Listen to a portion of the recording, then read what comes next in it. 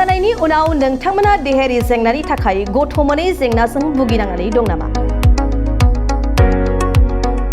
जुलि जानायनि उनाव नोंथांमोना गथ' मोनाखै नामा? गथ' मोनै बिसि फिसायनि थाखाय क'क्राझारनि आइ आफा मेडलाइफ VM हस्पिटालाव फिन लानानै फैबावदों मोजां फाहामथायनि मोनसे मोजां खाबु।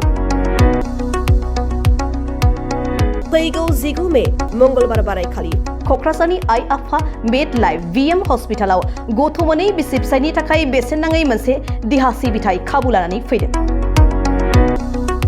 फैगौ 19 मे मंगलबार बारायखालि फुंनि 10:30 रिंगानिफ्राय बेलासिनि 2 रिंगासिम बिरला फार्टिलिटी एन्ड IVF सेन्टार गुवाहाटीनि देहा फाहामगिरि IVF स्पेशलिस्ट डक्टर रिम्पी बरुआया नोंथांमोननि गथ' मोनै देहायारि जेंनाखौ नायनो थाखाय क'क्राझारनि आइ आफा मेडलाइफ VM हस्पिटालाव फैगोन।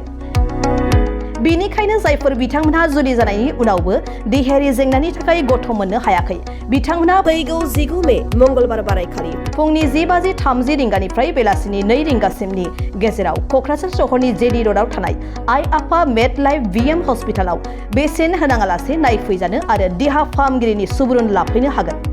एपइन्टमेन्टनि थाखाय नोंथाङा 9773987407 मबाइल नम्बराव बुकिं खालामनो हागोन।